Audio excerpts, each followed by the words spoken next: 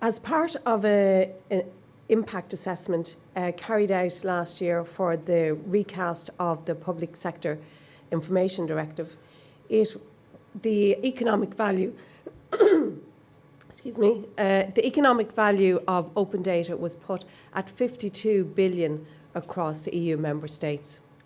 So the EU sees open data as a very important driver for economic innovation and for social innovation.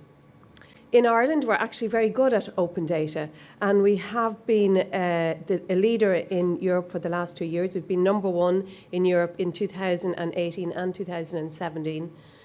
And the assessment that's done by the EU is based on a number of factors. So it's based on the policy and governance area. It's based on the standard of your portal, and we have a very advanced portal in Ireland. It's based on the quality of data on your portal, and it's also based on the engagement and reuse of your data. So the impact of data on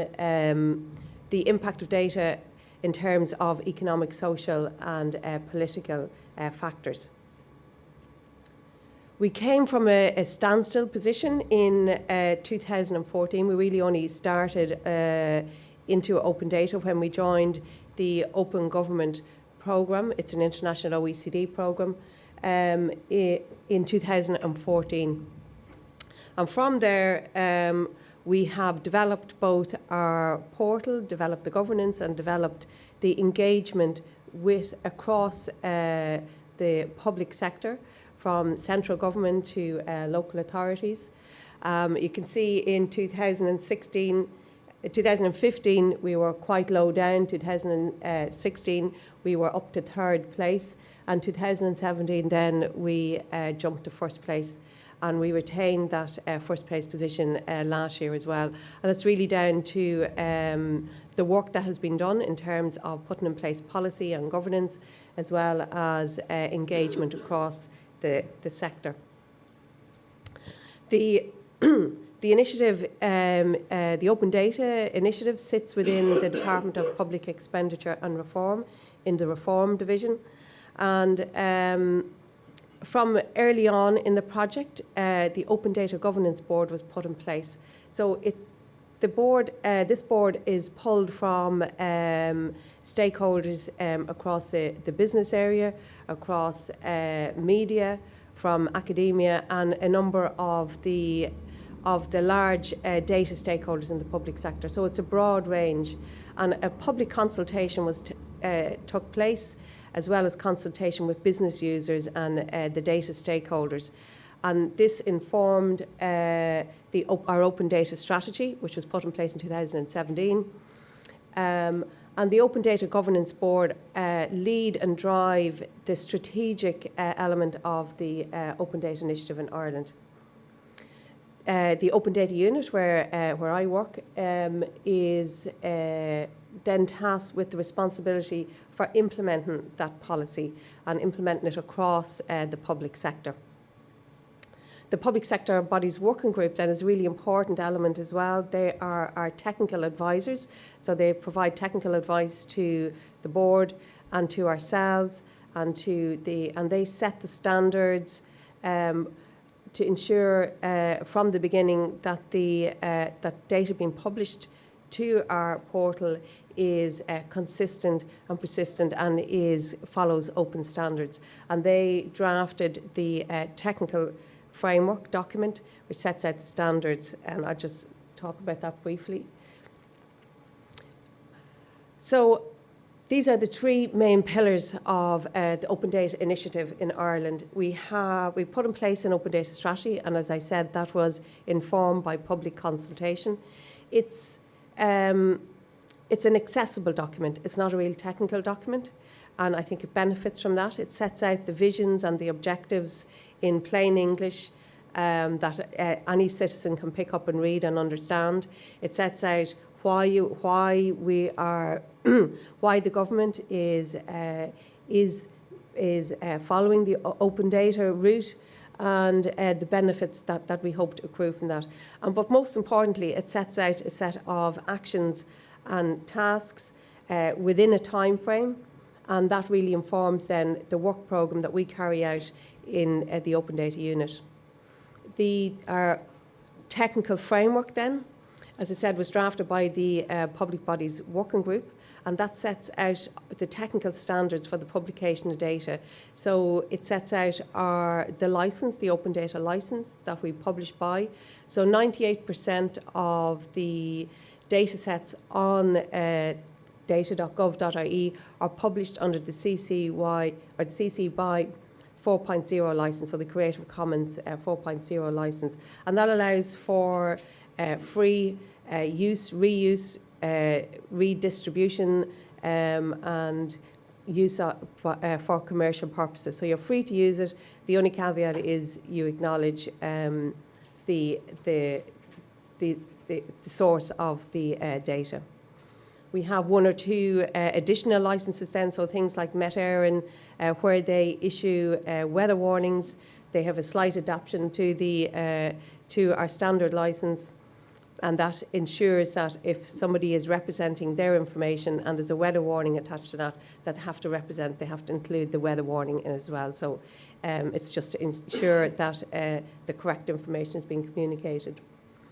Our portal then is as Dara said, it's an award-winning portal. It's one of the most advanced portals in Europe, and it's one of the reasons why I think we've been top of Europe for the last 2 years. It's a very well set out and well designed portal. Well, we think it is anyway, so you can tell me if not. The information is categorised. You can see there's a number of categories there: agriculture, health, etc. So you can find information easily through a category. There's very good search facilities on it. And we have as well on the portal a number of showcases which demonstrates how the data is being used. We have our publishers cover a broad range of public sector organisations. So you can see a number of the large data stakeholders there, like the CSO, Ordnance Survey Ireland, we have Marine Institute, the EPA, all the large publishers, as well as a number of the local authorities as well, are publishing on the site. And we do that through a number of different ways. So organisations can publish directly to the site. Now, we don't hold data, so they're just directing the links to their data, so they can publish directly. Or they can publish through an API to the site, and they can push information through the site. Or we go out and we collect data as well through a number of harvesters. So I think we have up to 15 harvesters and a growing number of harvesters where we go out and we actually pull the data through the portal. So the portal is a central repository really for all of Ireland open data available, all of Ireland government data available, and it's all available through the portal. So as I said, the Open Data Initiative was commenced in Ireland in 2014, and it sits within the reform agenda for government. So it came about really because there was a need felt that there was a requirement for more transparency and accountability within government, and that government is a holder of a lot of data which could be beneficial in all sorts of ways, for driving innovation, for the general citizen really to be able to use data and look up data that the government holds. And a large part of our work is engagement with public bodies to encourage them to release data. We ask them to release in open format, to at least the 3-star format on the portal.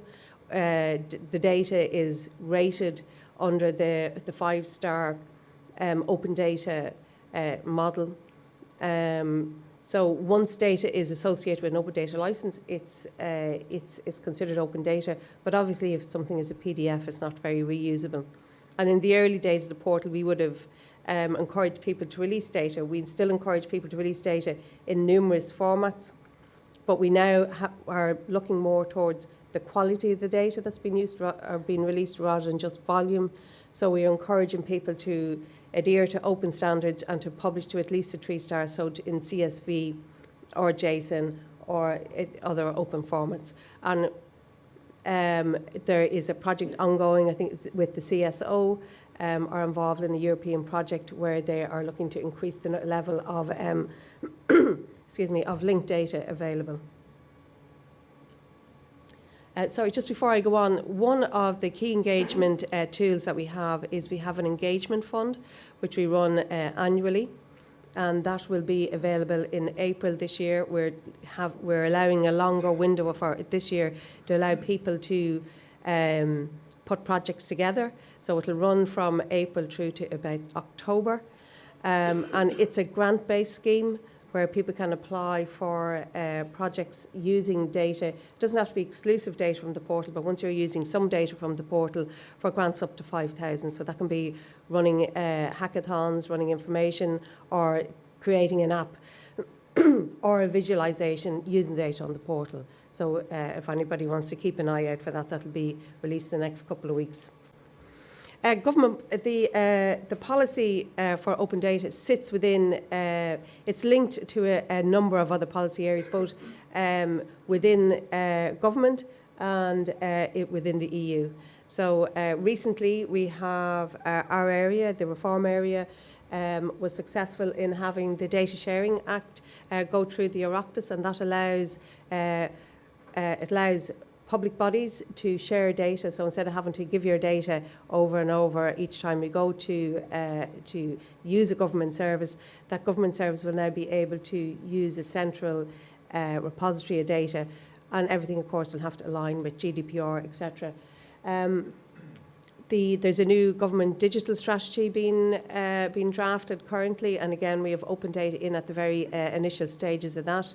The national data infrastructure as well, and obviously the PSI directive in Europe. And there are a number of other EU directives in relation to data that are going through currently.